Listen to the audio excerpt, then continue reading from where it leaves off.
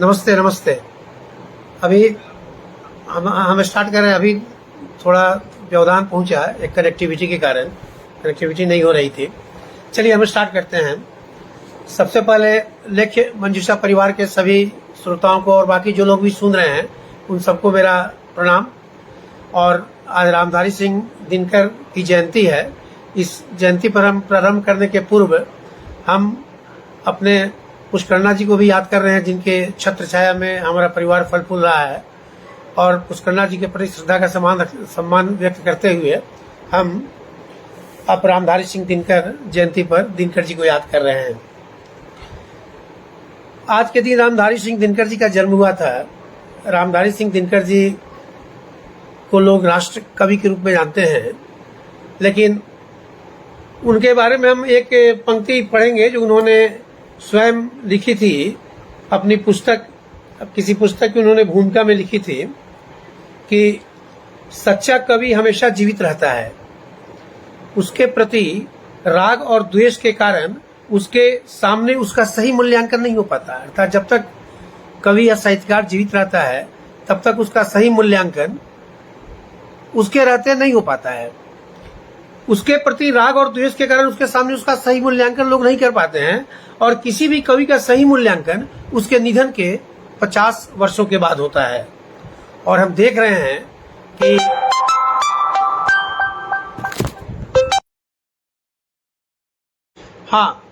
तो मैं कह रहा था कि दिनकर जी ने स्वयं एक जगह लिखा है कि किसी भी साहित्यकार या कवि का सही मूल्यांकन राग या द्वेष के कारण उसके जीते जी नहीं हो पाता है।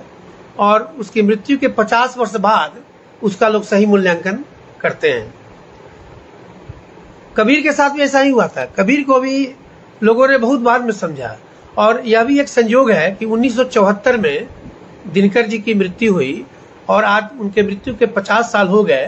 तो उन्हीं की भविष्यवाणी को सही साबित करते हुए अब हम लोग दिनकर जी का मूल्यांकन करना, अब हम लोगों ने दिनकर जी का सही मूल्य समझना शुरू हुए हैं। क्योंकि कोई भी कवि या साहित्यकार केवल अपने युग में नहीं जीता, वह अपने युग के बाहर जाकर जीता है।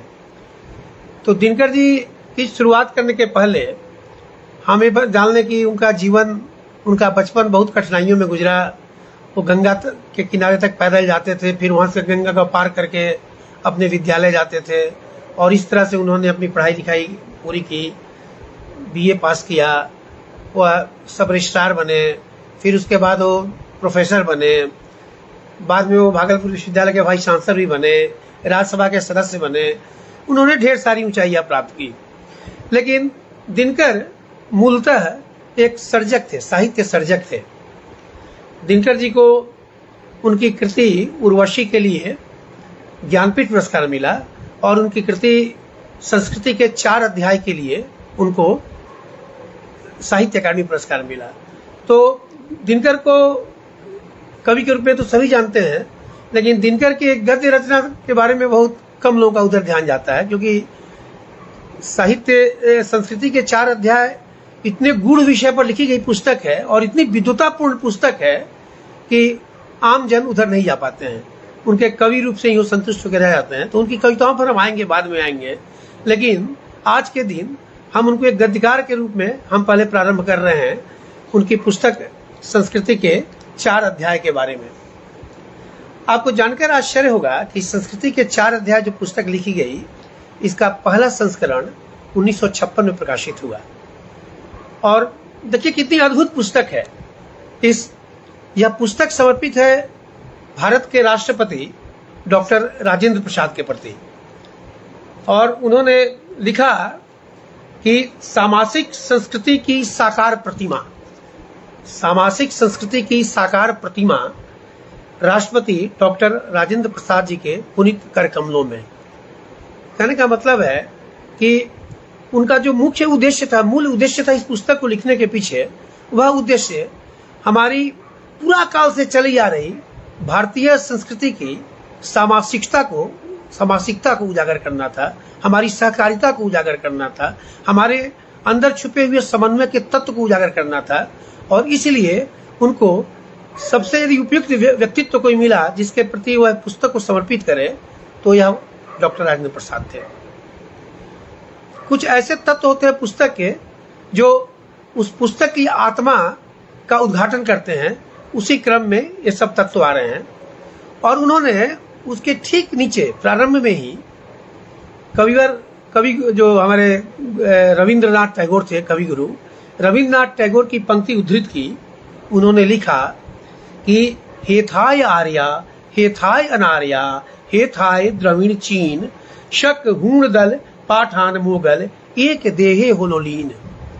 अर्थात आर्य, अनार्य, द्रविण, चीनी, शक, हूण, पठान, मुगल ये सभी भारतीयता के शरीर में विलीन हो गए।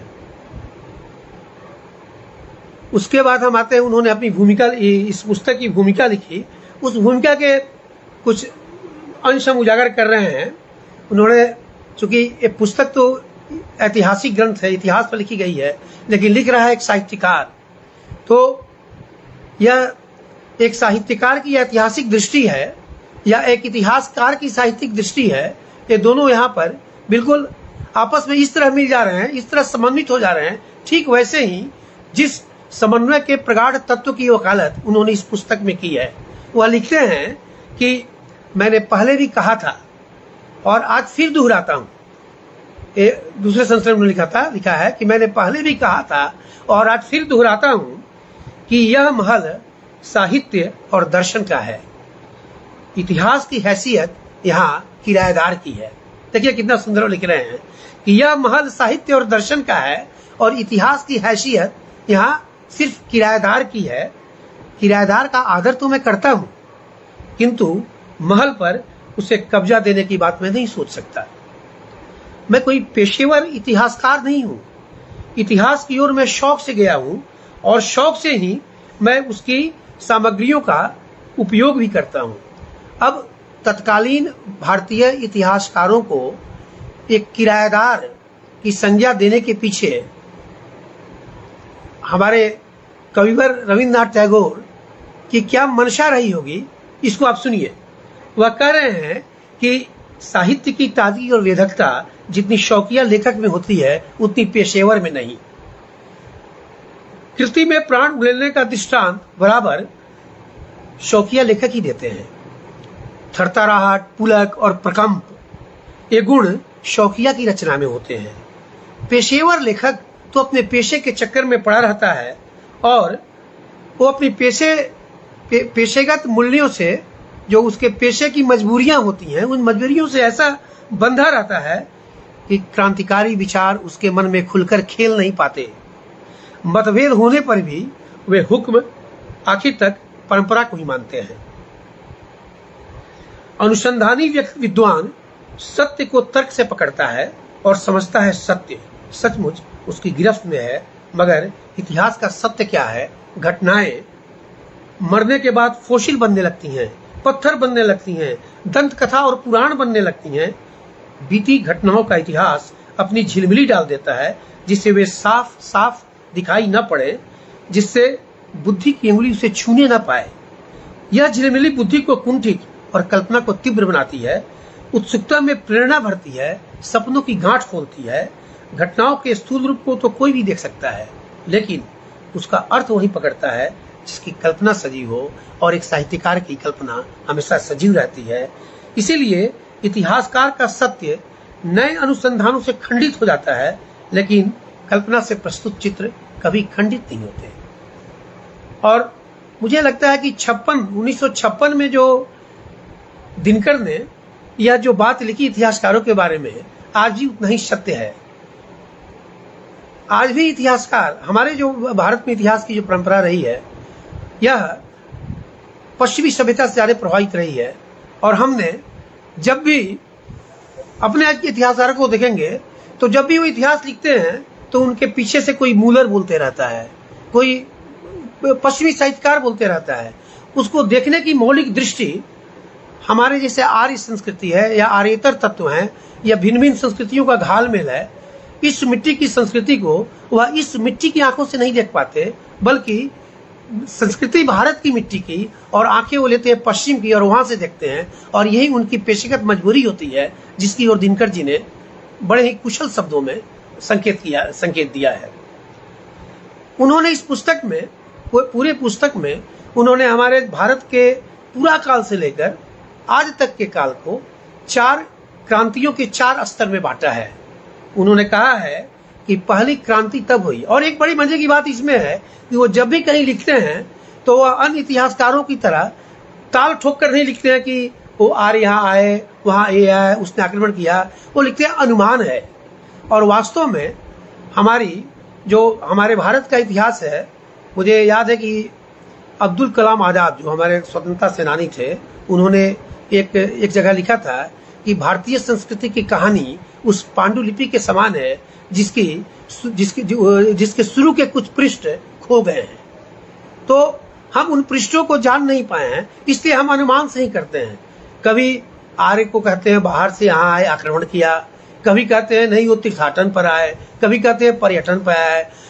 असल में जब ये बातें लिखी गई तो उस समय न विज्ञान उन्नत था, न हमारे यहाँ खुदाई की व्यवस्था थी, न हमारे यहाँ डेटिंग की व्यवस्था थी, और जो हमारे पश्चिमी इतिहासकार लिखते थे उसी को हम तर्क की कसौटी मानकर हमारे इतिहासकार पीछे पीछे लिखते थे।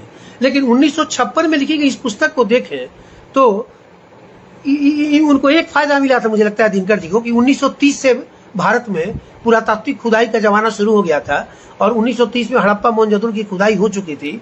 और मूलर का जो मिथक था कि 1500 ईस्वी पूर्व आर्य भारत से आके आक्रमण किए, मोहनजोदड़ो हड़प्पा से द्रविड़ों को भागे दक्षिण ठेल दिया और यहीं बस गए, और 1200 ईसा पूर्व के आसपास उन्होंने वेदों की रचना प्रारंभ की। लेकिन उसके बाद जब खुदाई हुई और पता चला कि ईसा से 1800 साल पूर्व मोहनजोदड़ो की सभ्यता समाप्त हो चुकी थी, तो उनका मिथक खत्म हो चुका था। तो इस पुस्तक को लिखते समय दिनकर को यह फायदा जरूर मिला, एडवांटेज जिसे कहते हैं, कि उन्हें इतिहास ने जो ज्ञान का गवाक्ष का हल्का सा किवाड़ खोल दिया था, और वह एक खुली हवा में सांस लेने लायक हो गए थे, और इसलिए उनकी कल्पना की भूमि ज्यादा वैज्ञानिकता पर टिकी हुई थी। तो चार जो काल बताते हैं, तो कहते हैं कि पहली क्रांति तब हुई जब आर्यों का आर्येतर संस्कृति से मेल हुआ। आर्यों ने आर्येतर पर आक्रमण नहीं किया, उनकी पुस्तक में आप ध्यान दीजिएगा, उन्होंने दोनों में संघर्ष नहीं दिखाया है, दोनों में समन्वय दिखाया है, और आगे चल के इससे तमाम उदाहरण दिए हैं जिसमें आर्यों की शादी आर्येतर लोगों में हुई। वह कह रहे कि पहली क्रांति तब हुई जब भारतवर्ष में उनका आर्यों का आर्येतर लोगों से संपर्क हुआ। आर्यों ने आर्येतर जातियों से मिलकर जिस समाज की रचना की, वह आर्यों अथवा आज के हिंदुओं का बुनियादी ढांचा हुआ। उसी ढांचे पर आगे चल के यह हिंदू समाज पुष्पित पल्लवित हुआ। बाद में और आगे बढ़े हैं जिसमें उन्होंने ढेर सारी चीजें दिखाई हैं। वैदिक काल के आगे बढ़े तो वैदिक में कर्मकांड की प्रधानता, कर्मकांड के कारण जाति प्रथा और ढेर सारे कुर्तियों का उदय। फिर वो जो ब्राह्मण ग्रंथ है, वो ब्राह्मण ग्रंथों के कारण जो वैदिक परंपरा के ज्ञानी पुरुष थे, उनका उससे मोहभंग, उनका अरण्यों की तरफ चला जाना, फिर अरण्यक लिखना, अरण्य के बाद दर्शन का उद्भव, भारतीय दर्शन का उद्भव, उपनिषदों की रचना, उपनिषदों में मोक्ष जैसे तत्वों का आना। आगे मैं बताऊंगा उन चीजों पर, दिनकर जी ने बड़े विस्तार से चर्चा की है। उसके बाद वो बता रहे हैं कि इस बुनियादी भारतीय संस्कृति को लगभग आधे उपकरण आर्यों ने दिए हुए हैं और दूसरा आधा आर्येतर जातियों का अंशदान है। कहने का मतलब यह है कि आज की जो हमारी संस्कृति है वह केवल आर्य संस्कृति पूर्ण रूप में नहीं है, बल्कि 50-50 बताते हैं, आधी आर्यों की देन है और आधी आर्येतर संस्कृतियों की देन है। दूसरी क्रांति तब हुई जब बुद्ध और महावीर का जमाना आया। अभी थोड़ी देर पहले मैंने कहा कि वैदिक कर्मकांडों के विरोध में जब भारतीय दर्शन की धारा बही, उपनिषदों का उद्भव हुआ, तो हम जब वैदिक काल में थे हम तो क्या है, केवल अपने भौतिक सुख की मांग करते थे, जो भी प्रकृति की पूजा करते थे देवताओं को कि हमें धन दो, धाने दो, इसी में रहते थे। हम पूरी तरह से भौतिकता में खोए थे। लेकिन जब उपनिषद के समय में आए तब हम मोक्ष की बात करने लगे, मुक्ति की बात करने लगे, दार्शनिकता के तत्व की बात करने लगे। और उसी उपनिषद दिनकर ने बड़े ही दक्षता से इस बात को साबित किया है कि उसी उपनिषद के डाले गए बीजों की भूमि पर बुद्ध और महावीर के पौधे पनपे। इसीलिए बुद्ध और महावीर के जो पौधे हैं वह जो वैदिक संस्कृति के विरुद्ध में, कर्मकांडों के विरुद्ध में खड़े हुए थे, वह एक अपनी स्वतंत्र सत्ता न बनाकर उपनिषदों की धारा के साथ मिलकर वह भी हमारी हिंदू संस्कृति के अभिन्न अंग बन गए और हमारे बुद्ध भी दशावतारों में शामिल हो गए। हम संस्कृति का जो समन्वय है उसकी व्याख्या वो इस तरह से करते हैं। उसके बाद वो बताते हैं दूसरी क्रांति के बारे में कि इस क्रांति ने भारतीय संस्कृति की अपूर्व सेवा की, जो बुद्ध और महावीर की बात कर रहे हैं। किंतु अंत में इस क्रांति के सरोवर में शैवाल भी उत्पन्न हुए और भारतीय धर्म तथा संस्कृति में जो गदलापन आया वो काफी दूर तक इन्हीं शैवालों का परिणाम था। मतलब वह आगे की ओर इशारा कर रहे हैं। जब शंकराचार्य आते हैं और दक्षिण में ढेर सारे आंदोलन शुरू होते हैं, वैष्णव और शैव आंदोलन और भक्ति आंदोलन, और उसके बाद फिर एक दर्शन की एक नई धारा बहती है। तीसरी क्रांति तब शुरू हुई जब इस्लाम विजेताओं के धर्म के रूप में भारत पहुंचता है और इस देश में हिंदुत्व के साथ उसका संपर्क होता है। और चौथी क्रांति जब यूरोपियन हमारे देश में आते हैं। तो इस तरह से उन्होंने इन 4 भागों में बांटकर इसीलिए संस्कृति के 4 अध्याय उन्होंने इस पुस्तक का नाम दिया है। इसमें आगे बढ़ते हैं। अब आपको ये बता दें कि अभी हमने आपको बताया कि उन्होंने पुस्तक समर्पित की डॉक्टर राजेंद्र प्रसाद को। पुस्तक की आरंभिक पंक्तियां उन्होंने ली रविन्द्रनाथ टैगोर की कविता से और उसमें उन्होंने अपनी स्थिति को स्पष्ट किया प्रस्तावना अपनी बात में, और इस पुस्तक की प्रस्तावना लिखी तत्कालीन प्रधानमंत्री श्री जवाहरलाल नेहरू ने। अब आप सोचिए, एक भारतीय संस्कृति का पूर्वज राजेंद्र प्रसाद जिसको उन्होंने पुस्तक समर्पित की, और एक विकास पुरुष जो आधुनिकता का स्तंभ बनकर भारत में आया था, श्री जवाहरलाल नेहरू, उन्होंने इस पुस्तक की भूमिका ली। अतः कहा जाए कि तत्कालीन परिस्थितियों में इस पुस्तक का पूरा जो कलेवर है वह उस समन्वय के तत्व को रेखांकित करता है जिसका प्रतिनिधि रूप में आज हमारा देश भारत संपूर्ण विश्व का नेतृत्व करता है। हम समन्वय के तत्व को सबसे सही ढंग से परिभाषित करते हैं। अब थोड़ा नेहरू की बात पढ़ लें। नेहरू ने इस पुस्तक पर क्या लिखा? नेहरू जी लिखते हैं कि हमारे जीवन की जो समस्याएं हैं, मैंने पहले ही कहा कि जो नेहरू थे वह आधुनिकता से प्रभावित थे, आधुनिक शिक्षा लिए थे और वो उनके देश के इतिहास में भी रुचि थी, इसलिए वह अपने देश के इतिहास को आधुनिकता की कसौटी पर पढ़ने में माहिर थे। और चूंकि यह पुस्तक उन्होंने पूरी पढ़ी रामधारी सिंह दिनकर की, और पढ़ने के बाद जो उन्होंने अपनी समझ सर बनाई, उस समझ में वो लिखते हैं कि उन समस्याओं का समाधान हमारी भारतीय परंपरा में हमारे मनीषी करते थे, ऋषि मुनि करते थे। तो लिखते हैं कि ऐसी साधारणतः ऐसी समस्याओं को सुलझाने में नेतृत्व देने का काम मनीषी करते हैं, किंतु वे हमारे काम नहीं आए। उनमें से कुछ तो ऐसे हैं जो समस्या के स्वरूप को ही नहीं समझते, बाकी लोग हार मान बैठे हैं। वे विफलता बोध से पीड़ित तथा आत्मा के संकट से ग्रस्त हैं और वे जानते ही नहीं कि जिंदगी को किस दिशा में मोड़ना ठीक होगा। कहने का मतलब है कि चिंतन और मनीषी की परंपरा है वो कर्मकांडियों के हाथों में जाने से हिंदू दर्शन की जो धारा है वो थोड़ी दूषित और दिग्भ्रमित होती प्रतीत हो रही है। अब उसके विरोध में मार्क्सवादी चिंतन आता है। तो मार्क्सवादी चिंतन पर क्या लिखते हैं नेहरू कि बहुत से मनीषी मार्क्सवाद और उसकी शाखाओं की ओर आकृष्ट हुए, और इसमें कोई संदेह नहीं कि मार्क्सवाद ने ऐतिहासिक विकास का विश्लेषण उपस्थित करके समस्याओं पर सोचने और समझने के काम में हमारी सहायता की। लेकिन आखिर वह भी संकीर्ण मतवाद बन गया।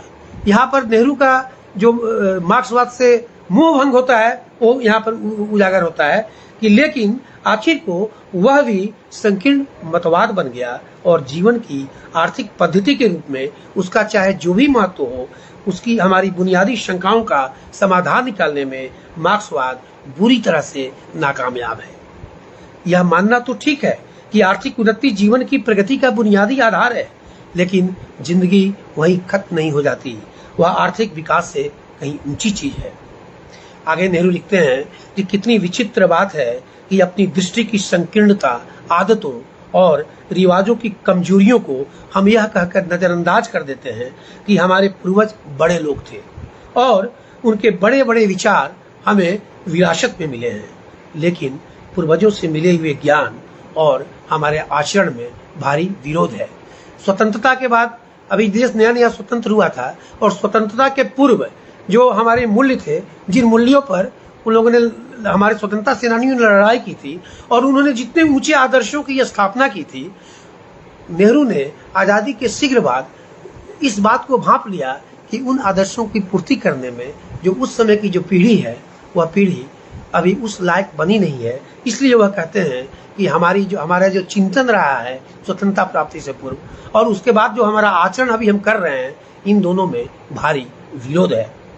और जब तक हम विरोध की स्थिति को दूर नहीं करते, हमारा व्यक्तित्व फटा का फटा रह जाएगा। जिन दिनों जीवन अपेक्षाकृत अति गतिहीन था, उन दिनों सिद्धांत और आचरण का यह विरोध उग्र नहीं दिखाई पड़ता था, लेकिन अब सिद्धांत और आचरण दोनों अलग अलग होते जा रहे हैं और मनुष्य का जो व्यक्तित्व है, वह व्यक्तित्व विखंडित होते जा रहा है। इसलिए वह कह रहे हैं कि यदि राजनीतिक और आर्थिक परिवर्तनों के अनुसार समाज को परिवर्तित नहीं करने पर हम पर जो बोझ पड़ेगा, उसे हम बर्दाश्त नहीं कर पाएंगे और उसके नीचे हम टूट जाएंगे। उसके बाद वो कहते हैं कि पिछली शताब्दियों का समय आता है। दिनकर की इस पुस्तक ने नेहरू को सोचने के लिए बहुत अधिक खुराक दी है, जो उनकी आप प्रस्तावना में पाएंगे। वह लिखते हैं कि इसके बाद पिछली शताब्दियों का समय आता है जब पतन की प्रक्रिया शुरू होती है।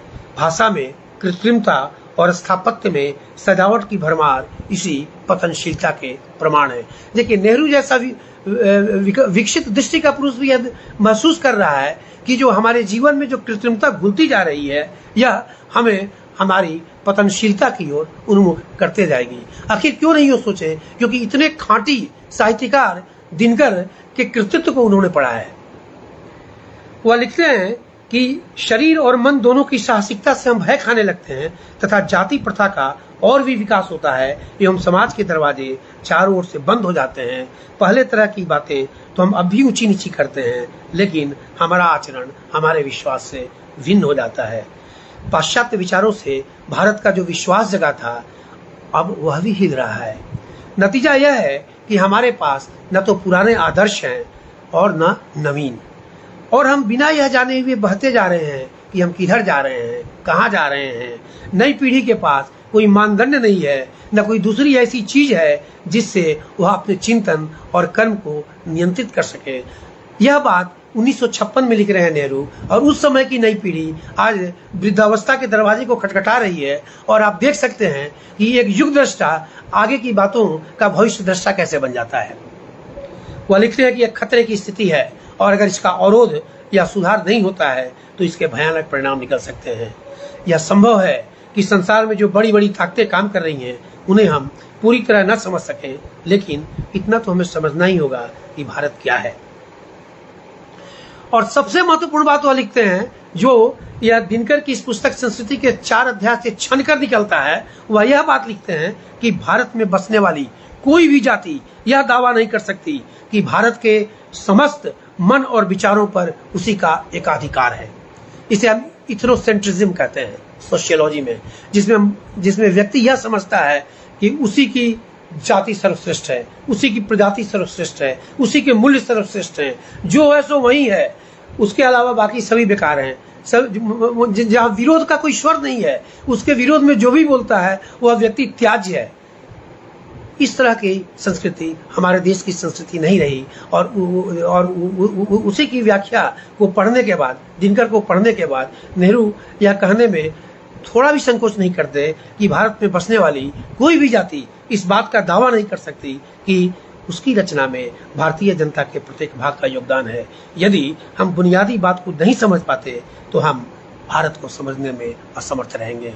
इसलिए सबसे पहले हमें यह समझना होगा कि भारत एक ऐसा उद्यान है, एक ऐसा उपवन है जिसमें भिन्न भिन्न तरह के फूल हैं। इसकी अलग अलग क्यारियों में अलग अलग तरह के विचार हैं, अलग अलग तरह के दर्शन हैं, अलग अलग तरह के सोच हैं, अलग अलग तरह के मूल्य हैं, लेकिन सब मिलकर एक फुलवारी है भारत। और जब तक समन्वय के इस बुनियादी तत्व को हम नहीं समझेंगे, तब तक हम भारत को नहीं समझ सकते हैं। और यदि हम भारत को नहीं समझ सके तो हमारे भाव, विचार, कर्म सब के सब अधूरे रह जाएंगे और हम देश की ऐसी कोई सेवा नहीं कर सकते जो ठोस और प्रभावपूर्ण हो। हम तो यह कह रहे हैं कि 1956 में लिखी गई पुस्तक कालजयी है। आज भी अपने मूल्यों में, अपने सिद्धांतों में, अपने आदर्शों में, अपनी स्थापनाओं में यह उसी तरह अड़ी खड़ी है जैसे उस दिन थी, और आज भी उसी रूप में है। उतना ही सत्य है, उतना ही मौलिक है, और आगे भी उतना ही सत्य होगा, उतना ही मौलिक होगा। आगे चलकर हमने जैसे बताया, इसमें ढेर सारे मैंने अलग अलग 4 अध्याय में अलग अलग खंड उन्होंने बताया है, और आर्य और द्रविड़ों की उन्होंने चर्चा की है। और बड़े अच्छे अच्छे, चूंकि साहित्यकार हैं तो उन्होंने वेद को कविता के रूप में लिया है, साहित्य के रूप में लिया है, किसी वाद के रूप में नहीं लिया है। उपनिषद के रचनाओं को उन्होंने एक कविता के रूप में लिया है, साहित्य के रूप में लिया है, मनुष्य की कल्पना शक्ति के विस्तार के रूप में लिया है, किसी पेशेवर इतिहासकार के रूप में नहीं लिया है। इसलिए वह उन तमाम मिथकों को, उन तमाम मान्यताओं को, उन तमाम कहानियों को यहाँ लेकर आते हैं और बड़ी सजीवता से यह आर्य और आर्येतर जो सभ्यताएं हैं, इनका जो मिलन है, इसकी बात को बताते हैं। वह लिखते हैं कि वह ईरानी सभ्यता के बारे में बताते हैं कि हमारी ही पैरेलल जो वहाँ थी वह भी आर्य सभ्यता थी, आर्य संस्कृति थी। उनके सारे मूल्य हमारे मूल्य थे। वह भी आग की पूजा करते थे। केवल थोड़ा सा अंतर था कि जो हमारा सुर था वो उनका असुर था। वो अहुर मजदा बोलते हैं अपने देवता को, हम जिनको सुर बोलते हैं वो असुर बोलते हैं। और हमारी और उनकी सभ्यता एक ही सभ्यता रही। जैसे एक 2 सहोदर भाई अगर 2 अलग अलग जगहों पर जाके बस जाएं, और जो उनकी शैली होती है, उनके जीवन का जो शिल्प होता है, उनके जीवन का जो आचरण होता है, वही समानता हमारे और पारसियों के बीच में पाई जाती थी।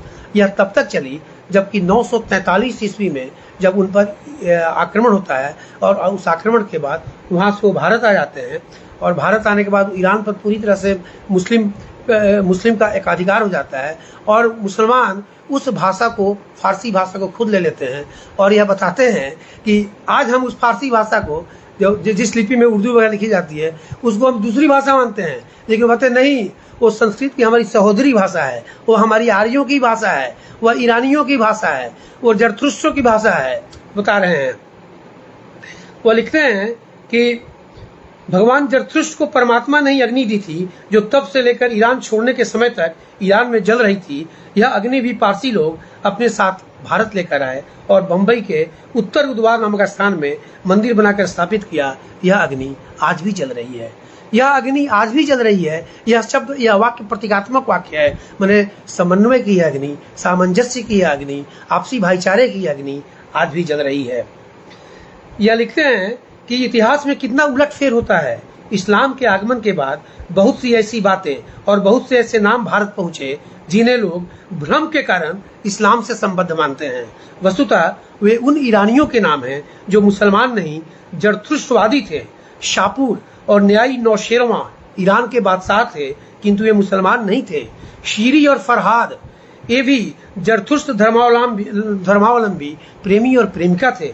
शीरी ईरान के बादशाह खुसरू परवेज की पत्नी थी और फरहाद उसी देश का मूर्तिकार। पारसी लोग भारत पहुंचे और गुजरात के राजा यादव राणा ने उनका प्रेम से स्वागत किया, और तब से धर्मप्राण लोग सच्चाई से भारतवासियों के साथ रह रहे हैं। आगे चलकर उन्होंने भाषा के बारे में लिखा है, द्रविड़ भाषा और हमारी आर्य भाषा। वो सुनिए, बड़ा सुंदर एक मिथक के रूप में समझाते हैं, कहानी के रूप में। आप आराम से सुनिए बात को कि वो लिखते हैं कि तमिल परंपरा बताती है कि अगस्त के दक्षिण गमन के पूर्व तमिल देश जंगलों से भरा था और वहां की आबादी बहुत कम थी। रामायण के अनुसार भी रामचंद्र का अगस्त से साक्षात्कार दंडकारण्य में हुआ था। केरल में यह जनश्रुति भी चलती है कि केरल और कोंकण की भूमि को समुद्र से निकालने का काम परशुराम ने किया था। यह उत्तर और दक्षिण, जिसे हम आप तथाकथित आर्य और द्रविड़, जो हम अंग्रेजों ने हमें जो 2 रेश में विभक्त कर दिया, उस रेश के परिप्रेक्ष्य में हम बोल रहे हैं कि इन दोनों के बीच में वो समन्वय की चर्चा कर रहे हैं। वह कह रहे हैं कि आज भी तमिल परंपरा में यह कथा है कि शिव और उमा के विवाह के समय दक्षिण के सभी ऋषि मुनि उत्तरस्थ हिम पर्वत पर पहुंच गए, जिससे पृथ्वी का संतुलन बिगड़ गया, और इससे घबराकर देवताओं ने शिव से प्रार्थना की कि आप किसी ऐसे तेजस्वी ऋषि को दक्षिण भेज दें जिसके आकर्षण से मनुष्य यहाँ लौट सके। अब इस काम के लिए शिव जी ने, पृथ्वी पर संतुलन रखने के लिए शिव जी ने जिस व्यक्ति को चुना वह अगस्त्य ऋषि थे। इससे आगे की कथा यह कहती है कि यह कथा ऐसी है कि जिससे हमारे प्राचीन पूर्वजों की दूरदर्शिता का पता चलता है और यह विदित होता है कि उत्तर और दक्षिण में गहनतम भावनात्मक एकता बनाए रखने के लिए उनके मन में कितना बड़ा भाव था। वो लिखते हैं कि कथा यह है कि जब अगस्त्य जी को दक्षिण जाने की आज्ञा हुई तब उन्होंने शिव जी से कहा कि दक्षिण की भाषा तो मैं जानता नहीं, मैं वहाँ क्या करूँगा, फिर वहाँ जाकर करूँगा क्या।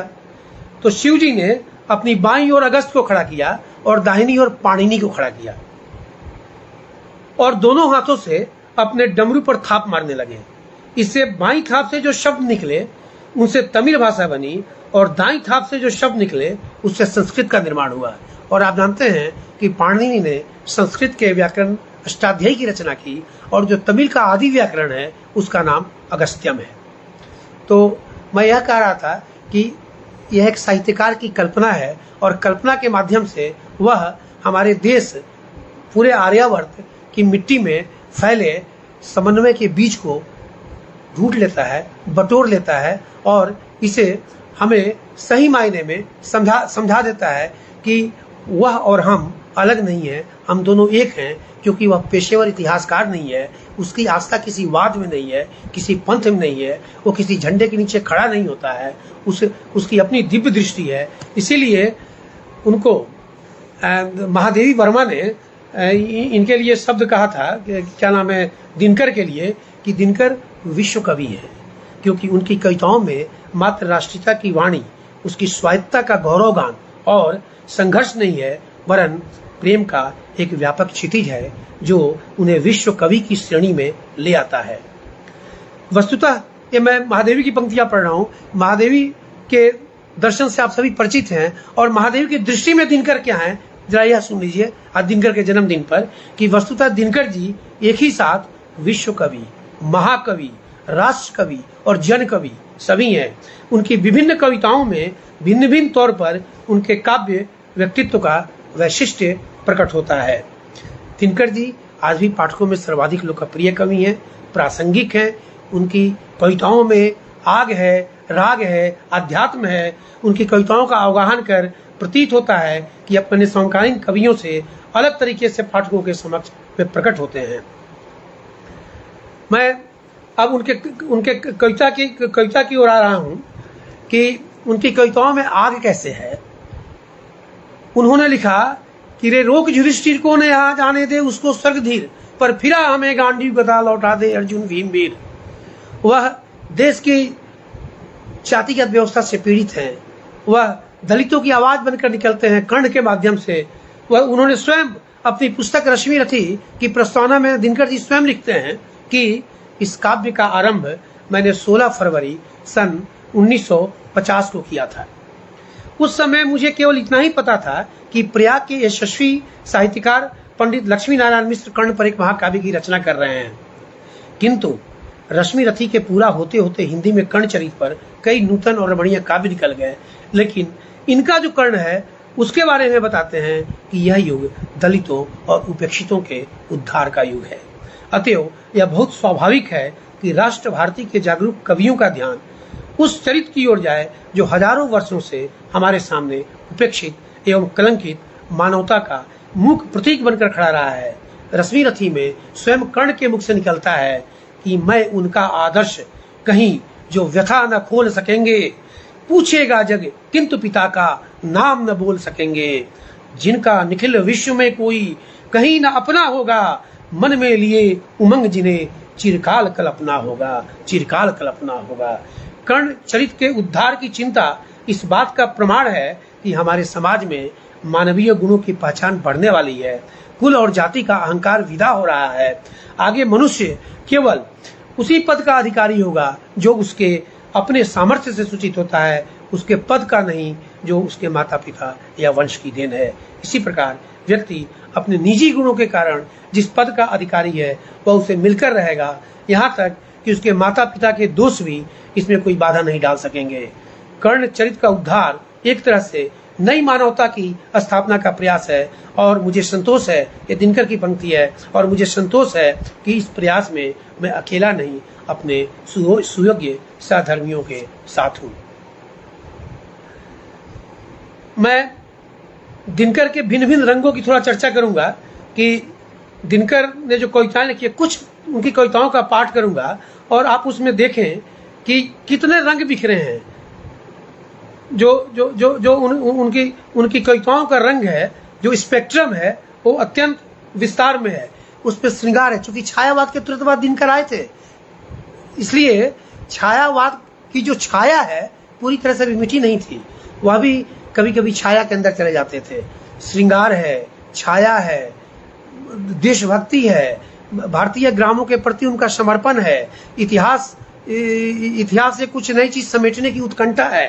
वो लिखते हैं, उनकी कविता है भ्रामरी कि पी मेरी भ्रामरी वसंत में अंतर मधु जी भर पी ले, पी मेरी भ्रामरी वसंत में अंतर मधु जी भर पी ले, कुछ तो कवि की व्यथा सफल हो, जलू निरंतर तू जी ले, चूस चूस मकरंद हृदय का संगिनी तू मधुचक्र सजा, और किसे इतिहास कहेंगे ये लोचन गीले गीले गीले, लते लते कहूँ क्या सूखी डालों पर क्यों कोयल बोल रही, बतलाऊं क्या ओस यहाँ क्यों क्यों मेरो पल्लो पीले, किसे कहूँ धर धीर सुनेगा दीवाने की कौन व्यथा, मेरी कड़ियां कसी हुई बाकी सबके बंधन ढीले, जलू निरंतर तू जी ले, जलू निरंतर तू जी ले। और एक दूसरी कविता जिसमें उनका देश आ रहा है कि खेल रहे हिलमिल घाटी में कौन शिखर का ध्यान करे, ऐसा वीर कहाँ की शहरों फूलों का मधुपान करे, सूली ऊपर सेज पिया की दीवानी मीरा सोले, सूली ऊपर सेज पिया की दीवानी मीरा सोले, अपना देश वहीं देखेगा जो अशेष बलिदान करे, अपना देश वहीं देखेगा जो अशेष बलिदान करे। अब एक जगह हुआ सुजाता और गौतम, भगवान बुद्ध को जो ज्ञान मिलता है तो सुजाता नाम की एक युवती उन्हें खीर देती है और वो खीर का पान कर रहे हैं, तो उस समय सुजाता उनसे क्या बोलती है और गौतम बुद्ध उसका क्या जवाब देते हैं। देखिए दिनकर वहां पहुंच जाते हैं।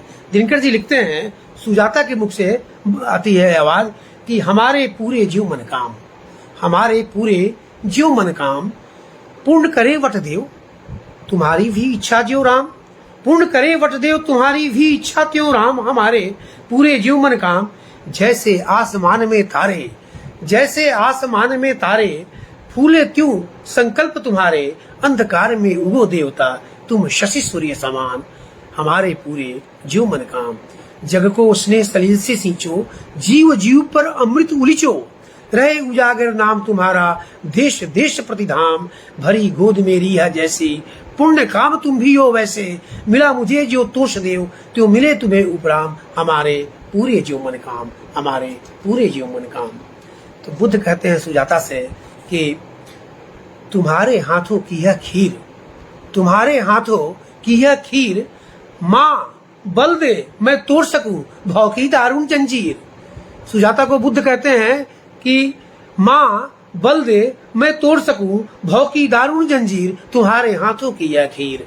यहाँ जन्म से मरण काल तक केवल दुख ही दुख है, यहाँ जन्म से मरण काल तक केवल दुख ही दुख है, वह भी है निस्सार अधिकता जहाँ तहाँ जो सुख है, फूलों सा दो दिन हंसकर झड़ पड़ता मनुष्य शरीर, तुम्हारे हाथों की वह खीर। मैं हूँ कौन, कौन तुम, हम दोनों में क्या नाता है, खेल खेल दो रोज मनुष्य फिर चला कहाँ है जाता, सता रहे हैं मुझे जननी ये प्रश्न गान गंभीर, तुम्हारे हाथों की यह खीर।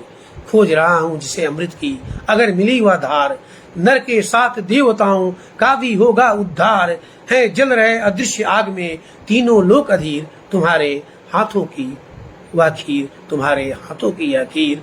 और अंत में बोलते हैं कि रविशा उगू तिमिर में सच ही, रविशा उगू तिमिर में सच ही, यह मेरी अभिलाषा, आज देखकर तुम्हें विजय की हुई और दृढ़ आशा, आशीष दो ला सकूं जगत के मरु में शीतल नीर, आशीष दो, ला सकूं जगत के मरु में शीतल नीर, तुम्हारे हाथों की यह खीर, तुम्हारे हाथों की यह खीर। अब फिर दूसरा रंग देखिए, माँ भारती की अभ्यर्थना में वह लिखते हैं कि किसको नमन करूं मैं भारत, किसको नमन करूं मैं, तुझको या तेरे नरेश गिरिवन को नमन करूं मैं।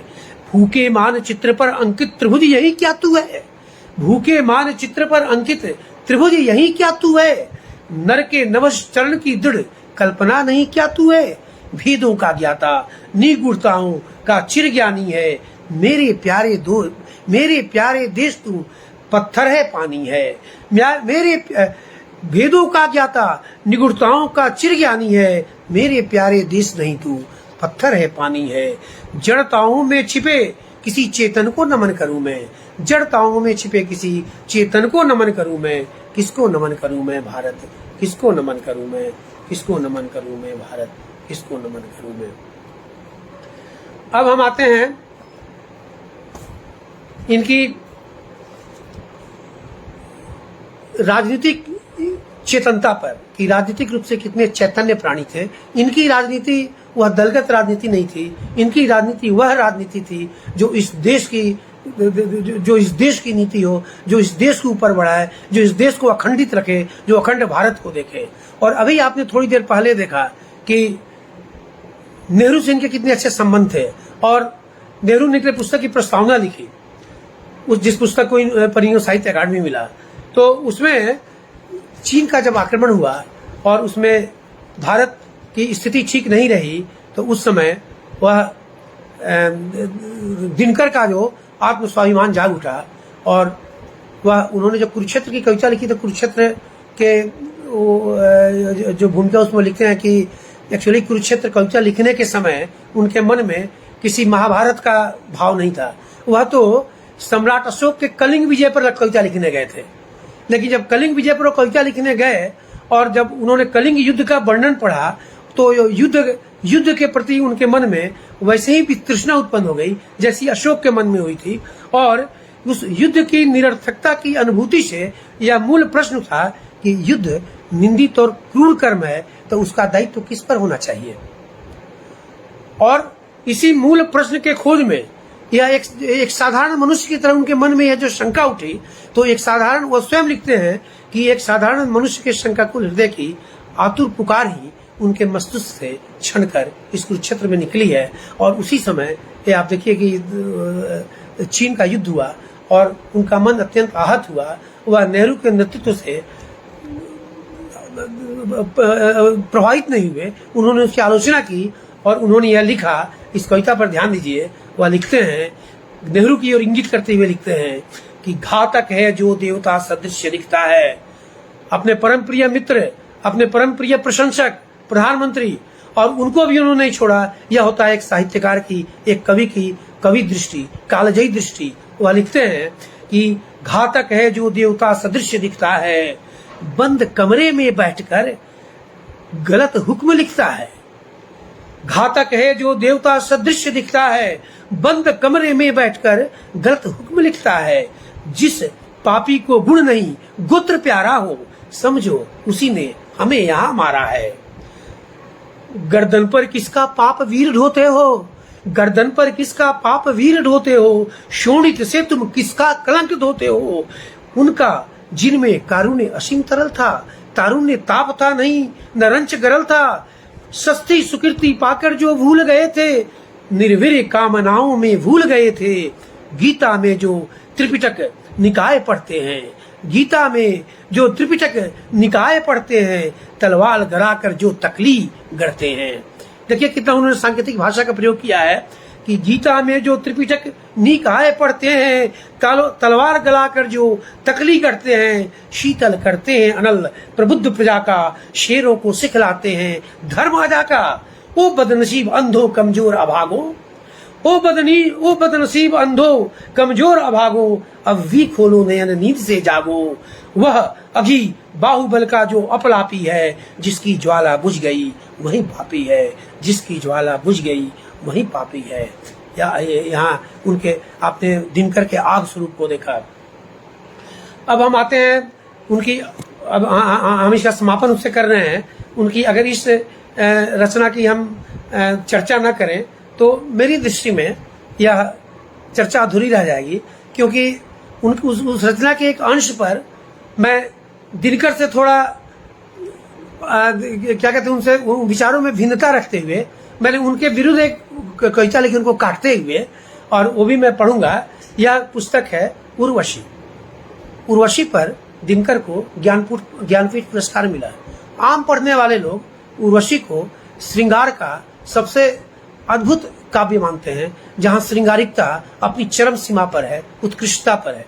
कुछ लोगों ने तो उस समय उसे अश्लील साहित्य भी कहा जब ये पुस्तक आई थी।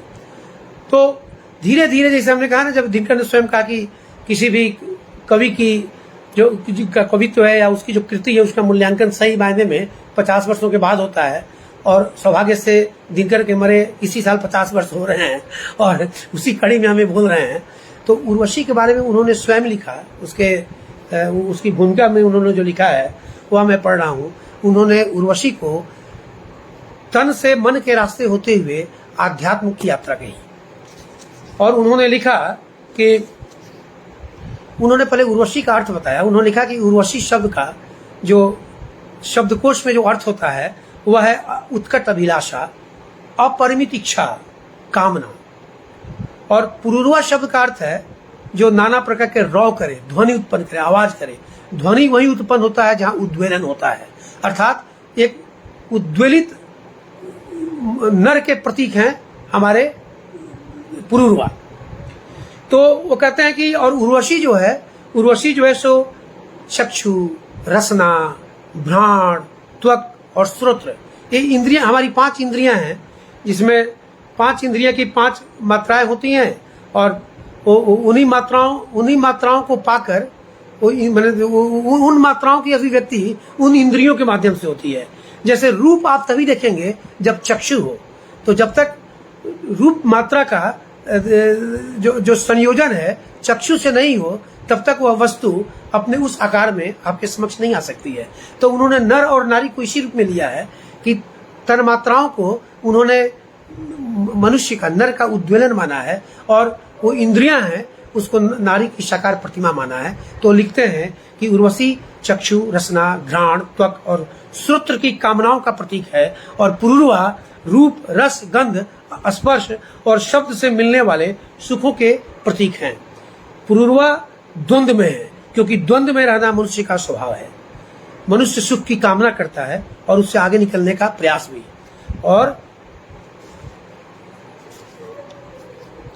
मैं यहाँ आता हूँ जहाँ उन्होंने आध्यात्म की बात की, हाँ, वह लिखते हैं कि जीवन में सूक्ष्म आनंद और निरुद्देश्य सुख के जितने भी सोते हैं वे कहीं न कहीं काम के पर्वत से फूटते हैं, जिसका काम कुंठित, उपेक्षित अथवा अवरुद्ध है। वह आनंद के अनेक सूक्ष्म रूपों से वंचित रह जाता है।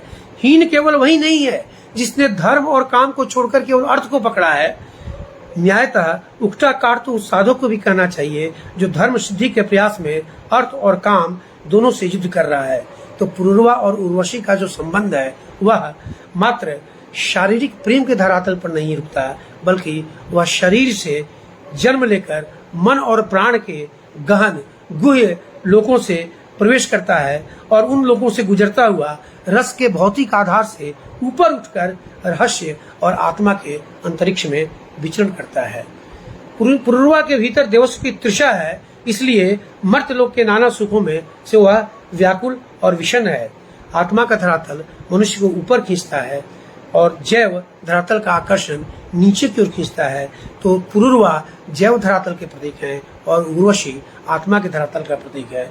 और इसी धरातल पर इस काव्य की उन्होंने रचना की है।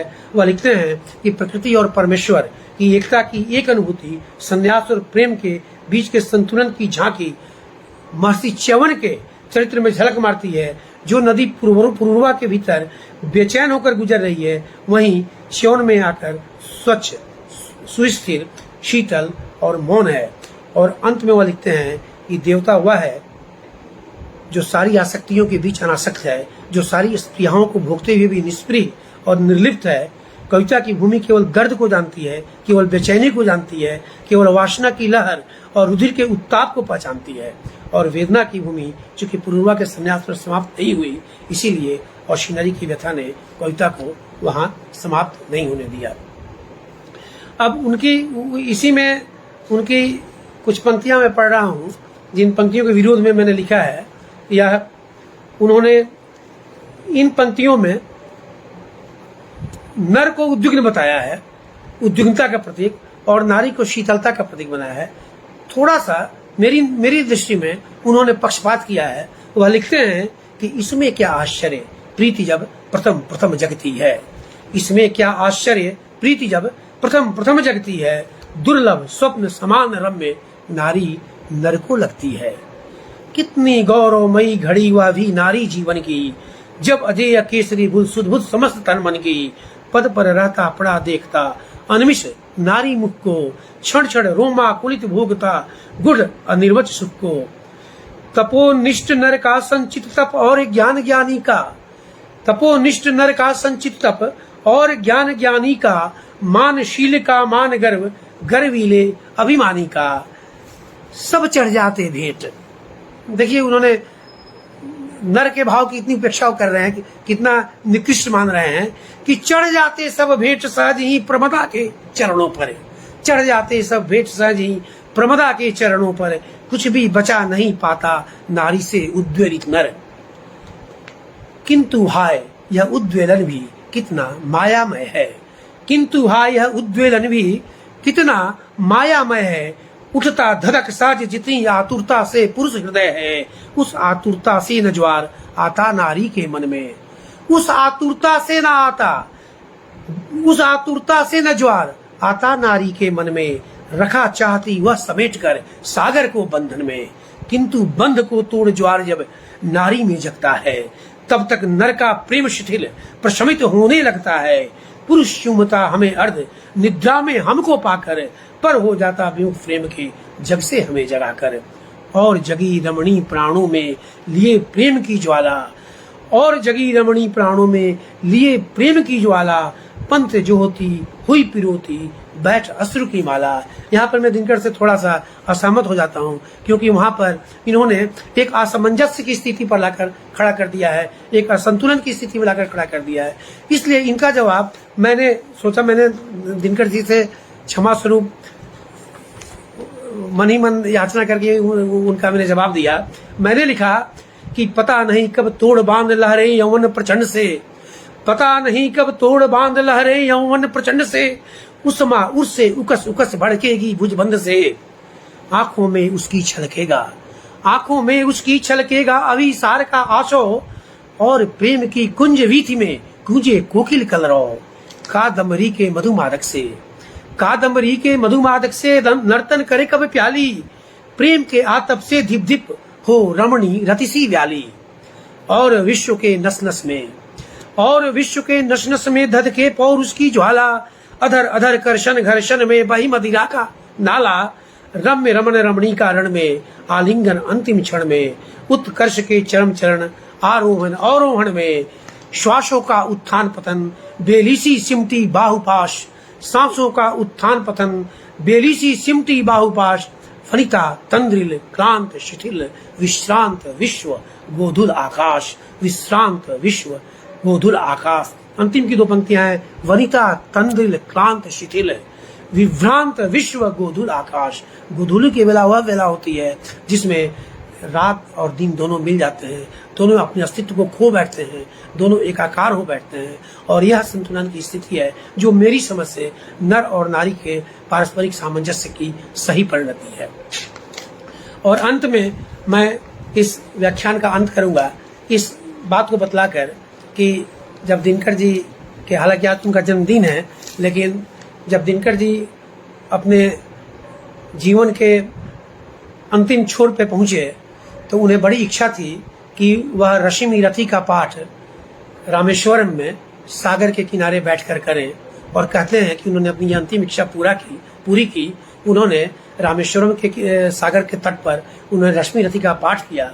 और उसी घटना को याद करते हुए मैं अपने इन शब्दों में रामधारी सिंह दिनकर को श्रद्धांजलि देते जा रहा हूँ कि अक्षर अंगारे शब्द ज्वाल, अक्षर अंगारे शब्द ज्वाल, स्वर टंकार भयभीत काल, प्रकंपित से पर्वत गह्वर, प्रकंपित से पर्वत गह्वर, प्रोहमान कविता निर्जर, रामेश्वरम का सागर तट, रामेश्वरम का सागर तट, उड़ेला रश्मि रथिका घट, रामेश्वरम का सागर तट, उड़ेला रश्मि रथिका घट, उछली उर्मी उल्लसित धार, उछली उर्मी उल्लसित धार, पुलकित पयोधिना पारावार, आहके अरणो, आहके अरणो क्या दूं वर।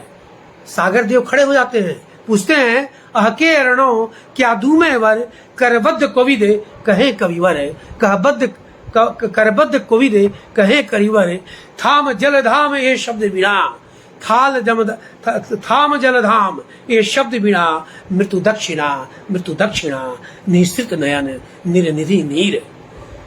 सागर की आंखों में आंसू आ जाते हैं, निश्चित नयन निरनिधि नीर, उठे उदधि उर लिए चीर, मुख लाल क्षितिज किए रत्नाकर, मुख लाल क्षितिज किए रत्नाकर, समेटे रश्मि डूबे दीवाकर, समेटे रश्मि डूबे दीवाकर, काल जयी कवि अजर अमर, काल जयी कवि अजर अमर, नमन दिनकर नमन दिनकर नमन दिनकर नमन दिनकर।